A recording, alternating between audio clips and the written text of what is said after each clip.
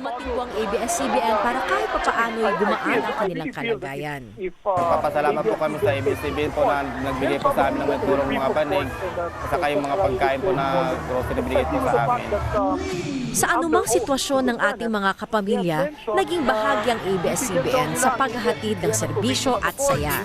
Dahil di tayo bibitaw sa layuning in the service of the Filipino. We in the Senate complied. We came out with the Senate Resolution number 40. May bahayag po ang aming mga opisyal ng ABS-CBN Corporation tungkol sa pagtigil ng broadcast ng ABS-CBN at DCMM bilang pagsunod nga sa cease and desist order ng National Telecommunications Commission o NTC. Pakinggan po natin ang aming pong Presidente at Chief Executive Officer Carlo Katigbak. Mga kapamilya, magandang gabi po sa inyong lahat. Ako po ay humaharap sa inyo para sa ating ABS-CBN family. Sa simula pa lang po ng epidemya ng COVID-19, ang ating pong news team ay araw-araw, oras-oras, na nalalagay sa peligro ang buhay para lang mahatid sa atin ang mahalagang impormasyon at balita para sa kaligtasan nating lahat. Marami po sa inyong mga kapamilya ay pumasok sa opisina para hindi matigil ang broadcast at serbisyo ng ABS-CBN. So umpisa pa lang ng lockdown at maraming Pilipino ang maaring magutom dahil mawawalan ng hanap buhay, inumpisan po natin agad ang pantawid ng pag-ibig. Sa ating pagtutulungan, nakapaghatid tayo ng pagkain at ayuda sa lampas 2 milyon nating kapamilya. Sa lahat po ng nagdaang taon at sa lahat na nagdaang kalamidad at trahedya, ganito na po ang lagi nating ginagawa. Ang ating ABS-CBN ay nangunguna sa paglikom ng mga donasyon para makatulong sa pag-ahon ng mga biktima. Bukod sa serbisyo publiko, ang ating ABS-CBN ay nakapagbigay din po ng pag-asa at inspirasyon sa pamamagitan ng mga palabas tulad halimbawa ng inyong paboritong Ang Probinsyano. Ang makapaglingkod sa inyo ang aming misyon at ang aming kaligayahan. Ngayon po ay dumating ang araw na kami naman ang dumudulog at nananawagan sa inyo. Hindi po binigay ng National Telecommunications Commission ang lisensya para sa patuloy na paglilingkod ng ABS-CBN. Kaya mawawala na po sa ere ang ating ABS-CBN. Ginawa na po namin ang lahat ng requirement para sa renewal at wala rin po kaming nilabag na batas. Pati po ang Kongreso na ayon sa batas ay may kapangyarihan na mag-utos sa NTC na magbigay ng provisional authority sa TV at radio stations, ay nagsabi po na bigyan na muna ang ABS-CBN ng provisional authority. Marahil naintindihan ng ating mga mambabatas na mahalaga ang ating serbisyo, lalong-lalo na sa panahong ito. Mga kapamilya, kung naging mahalaga sa inyo ang ating ABS-CBN, hinihingi po namin na tayo ay patuloy na magtulungan para mapanatili ang serbisyong na idudulot ng ating stasyon. Alang-alang po sa mahigit 11,000 nagtatrabaho sa ABS-CBN at sa kanilang mga pamilya na maapektuhan ng kabuhayan at maaring mawalan ng trabaho. Alang-alang po sa milyon-milyong Pilipino na kailangan ng serbisyo ng ABS-CBN, lalong-lalo na sa panahon ng pinakamatinding krisis sa Pilipinas at sa buong mundo. Lalo na ngayon sa pinakamalalang panahon ng sakit at gutom. Ipadama, isaad at ipadinig po natin ang ating nararamdaman sa pagsasara ng ating ABS-CBN. Sa oras na ito, kami naman po ang humihingi ng inyong pagdamay. Maraming salamat po mga kapamilya. Maraming salamat po, Ginoong Carlo Katigbak. Samantala, narito naman ang pahayag ng aming chairman, si Ginoong Mark Lopez. Mga kapamilya, serbisyo para sa atin mga kababayan dito sa Pilipinas at sa buong mundo. Yan po ang pinakamahalaga para sa amin dito sa ABS-CBN. Mula pa po nang magsimula ang ABS-CBN noong 1953 at hanggang ngayon, naniniwala po kami na public service ang unang-una at pinakamahalagang layunin ng isang media company. Kaya naman po lahat ng aming mga ginagawa dito sa ABS-CBN ay para makatulong o makapaghatid ng kahit konting ginhawa sa aming kapwa. Masakit sa amin na ipinasasara kami, pero masakit din ito para sa milyon-milyon mga kababayan nating naniniwalang ang aming serbisyo ay mahalaga sa kanila. Marami pa po tayong mga hangarin para sa Pilipino at sa ating bayan. May malubhang krisis tayong pinagdadaanan ngayon. Dapat sama-sama at tulong-tulong natin itong malampasan. Hindi po ito ang panahon para bumitaw, lalo na't alam namin marami pa kaming maitutulong. Samahan niyo po kami sa panalangin na muling ibalik ang ABS-CBN upang tuluyan kaming makapaglingkod sa pamilya at sambayanan Pilipino. Taus-puso po ang aming pasasalamat sa pagmamahal at suporta ninyo, mga kapamilya.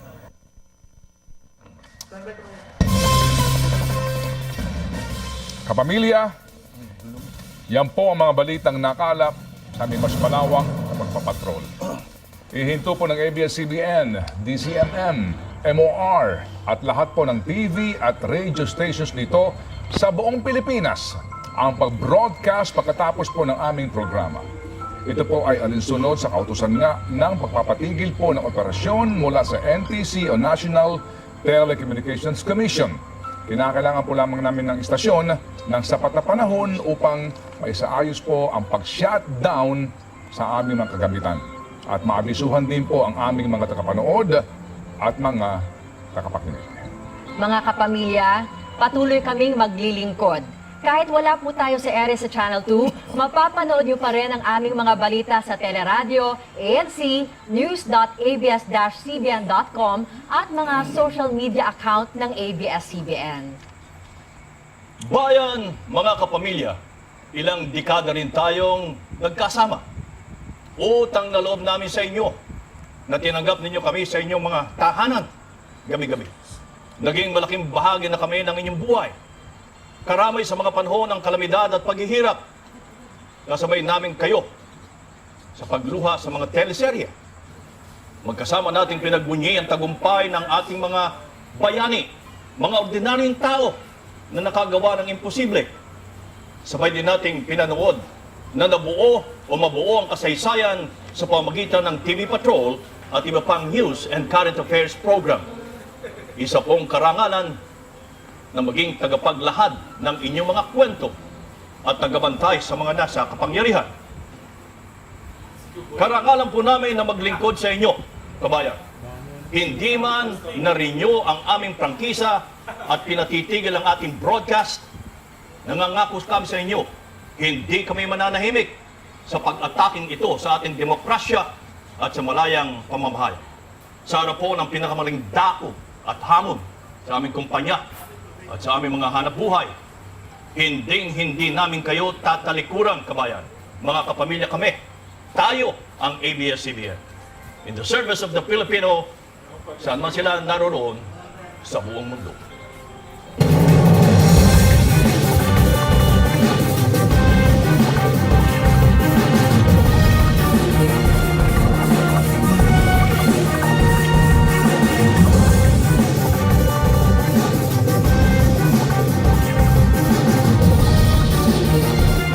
Ito po ang kwento ng ating ABS-CBN. Mas priority nila kung paano mabuklod yung pamilya sa kabila ng mga pagsubok sa buhay. Everyone that's part of Showtime will continue to bring you happiness. Maraming salamat, kapamilya. I love you very much.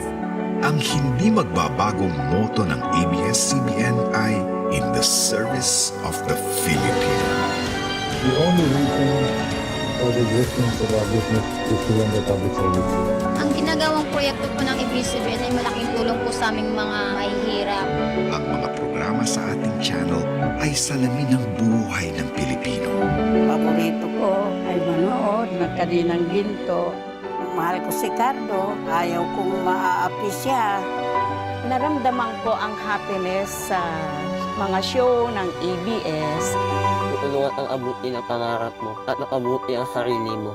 Ang news naman ng ABS-CBN ay siya pa ring pangunahing source of information ng Pilipino.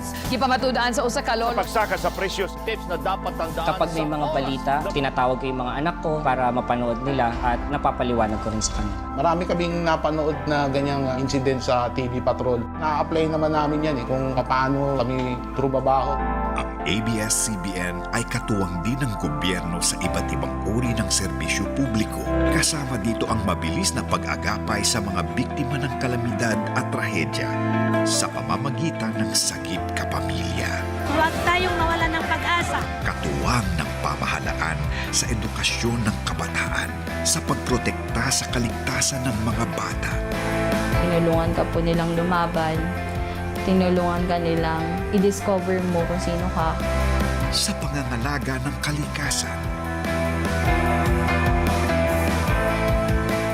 Yung mga dinala at itinanim namin dito na dala ng ABS-CBN, napapakinabangan na po. Marami na po kaming, may mga na-harvest na po kaming bunga dito. Sa pagbibigay ng kabuhayan.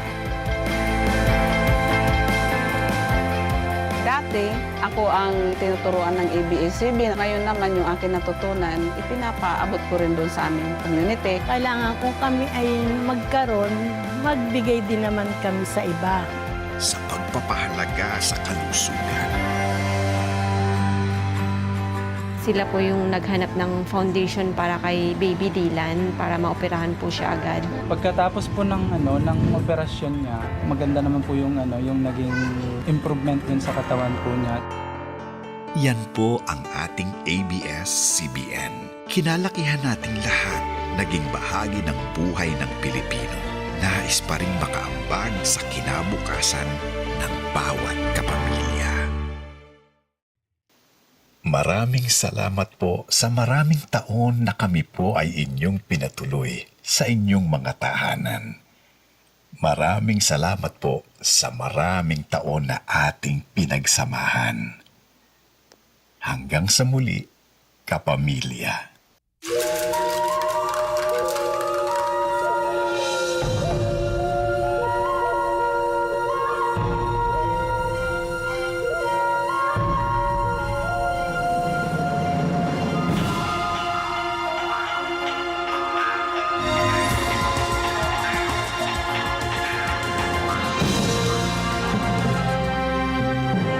Watching CNN Philippines with this breaking news story. Just moments ago, ABS-CBN, the broadcast giant, signing off in response to a cease and desist order that it received late this afternoon from the National Telecommunications Commission yesterday, May 4. The legislative franchise of ABS-CBN that's allowed to operate ang pambansang awit ng Pilipinas. Expired just moments ago on TV Patrol before signing off, before ABS-CBN signed off.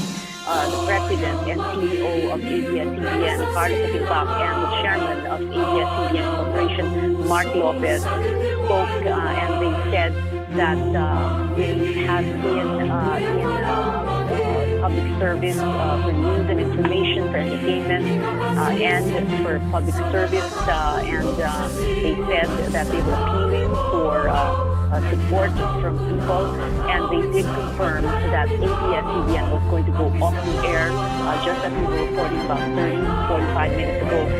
They did ask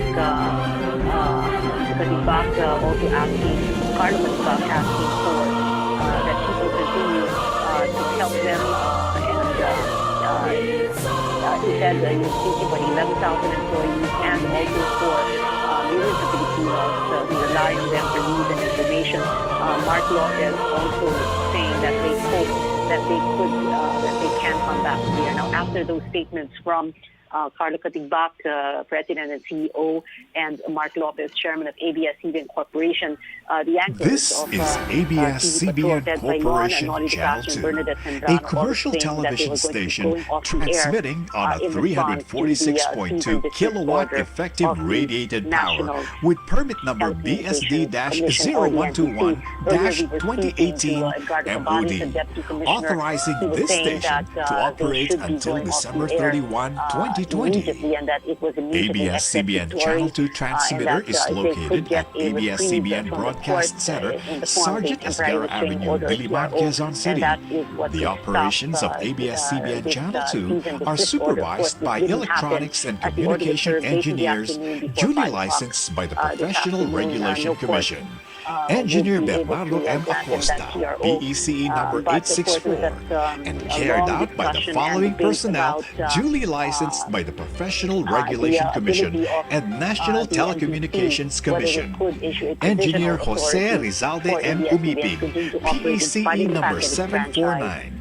Engineer Melvin C. Acosta, PECE number 407. Michael D. De La Cruz, 98-1 PNCR 21108. Orlando M. Lagarda, 93-1 PNCR-6016. Engineer Ronnie B. Sagad, ECE number 46355. Engineer Jason T. Palma, ECE number 46346. Rene Agravante, 93-1 PB-5715. ABS-CBN Channel 2 programming can also be seen at the following stations. TV 32 Santo Tomas Benguet, TV3 Santo Tomas Benguet, TV11 Amuyao Mountain Province, TV7 Ilocos Norte, TV11 Ilocos Sur, TV34 Ilocos Sur, TV2 Isabela, TV3 Tuguegarao, TV9 Apari, TV11 Batanes, TV34 Tarlac, TV34 San Miguel, TV46 Pampanga, TV12 Olongapo, TV13 Botolan, TV11 San Jose Occidental Mindoro, TV40 Halahala, TV46 San Pablo Laguna, TV10 Batangas, TV7 Catanduanes, TV7 Sorsogon, TV11 Naga, TV4 Legazpi, TV10 Tabaco, TV4 Murcia Negros Occidental, TV9 Calibo, TV2 Tacloban, TV40 Bacolod, TV3 Cebu, TV9 Bohol, TV12 Valencia Negros Oriental, TV3 Zamboanga, TV4 Iligan, TV2 Malaybalay Bukidnon, TV4 Davao, TV3 General Santos, TV5 Cotabato, TV11 Butuan. This is ABS-CBN Corporation Channel 2, in the service of the Filipino. Now signing off. As they were airing to say that ABS-CBN is signing off. Right now, ABS-CBN is saying that it is now signing off. This isn't it. All right, it's gone all black. Like I said, this doesn't happen very often. Number one, you're not going to see this very often. One network airing another network's air, or as it goes off the air, and at the same time. This doesn't happen very often. The last time ABS-CBN went off the air was in 1972 when martial law was declared. It is now 7:52 in the evening. ABS-CBN has gone off the air in compliance with a cease and desist order of the National Telecommunications Commission that was served just late this afternoon, around 4:30 in the afternoon, shortly before 5 o'clock. Earlier, we were speaking to Edgardo Cabares, the Deputy Commissioner of the NTC, and he was saying that if ABS-CBN would not go off the air, that they would be calling law enforcement officials to come in to help them implement that order. What you see right now are live pictures from just outside ABS-CBN's compound. You can see the tower of ABS-CBN and the buildings of ABS-CBN based in the colors of that media giant, red, blue, and green.